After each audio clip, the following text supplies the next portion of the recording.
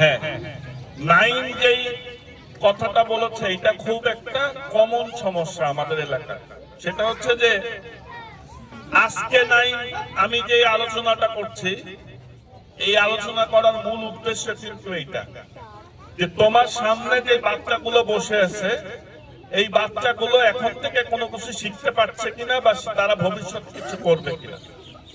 দেখো, আমি একটা কথা আরো 20 বছর আগে থেকে বলে আসছি, সেটা হচ্ছে যে এমন কোন ছাত্র ছাত্রী যদি নিজেকে ঠিক মতো গড়ে তুলতে পারে তাহলে চাকরি তার পেছনে পেছনে ঘুরে বেড়াবে, আর যদি ঠিক মতো গড়ে তুলতে না পারে তাহলে সে সারা জীবন চাকরির পিছে পিছে ঘুরে বেড়াবে। এর কারণটা কি? কারণটা হচ্ছে এটা যে পরীক্ষার রেজাল্টের সাথে সাথে একটা ছেলে বা মেয়ের চাকরি বাজারে যে যোগ্যতা অর্জন করা দরকার, আমাদের এলাকার অধিকাংশ ছেলে মেয়েরা সেই যোগ্যতাটা অর্জন করতে পারে নাই বা পারে না।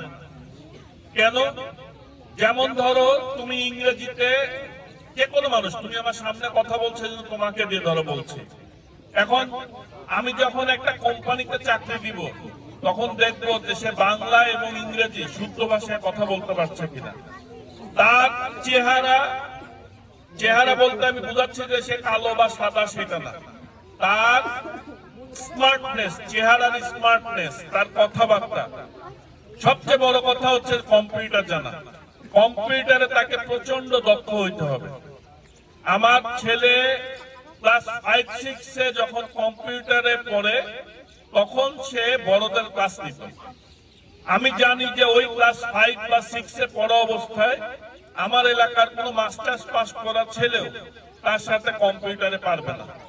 আমার এই জিনিসটা দেখলে কিন্তু আমার নিজেরই কষ্ট হইত যে আমি ওর কাছ থেকে যা যা বিষয় দেখছি, আমার খালি মনে হইতো যে আমার এলাকায় এই সুযোগ সুবিধাগুলো নাই এবং আমাদের এলাকার ছেলে মেয়েদের এই শখটাও নাই।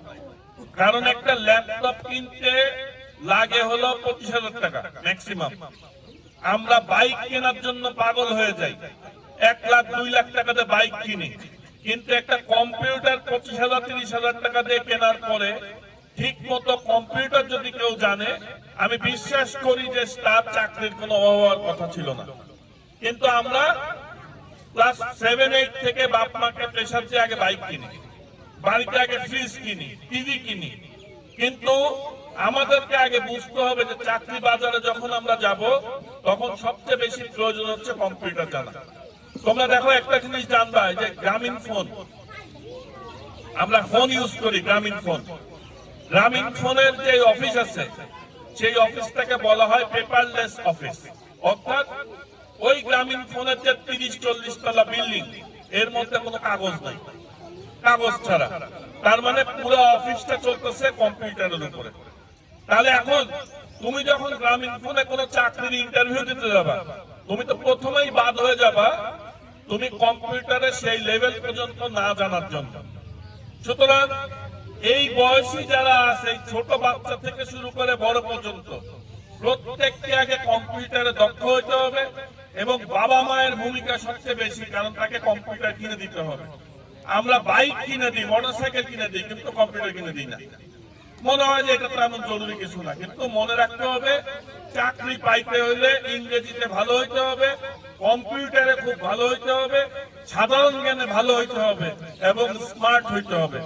এই কাজগুলো যদি ঠিক মতো কেউ করে, আমি বিশ্বাস করি যে সে চাকরি পাওয়ার ক্ষেত্রে যথেষ্ট সুবিধা পাবে। দ্বিতীয়ত হচ্ছে আমাদের একটা তদবির কেন্দ্রিক মনোভাব আছে।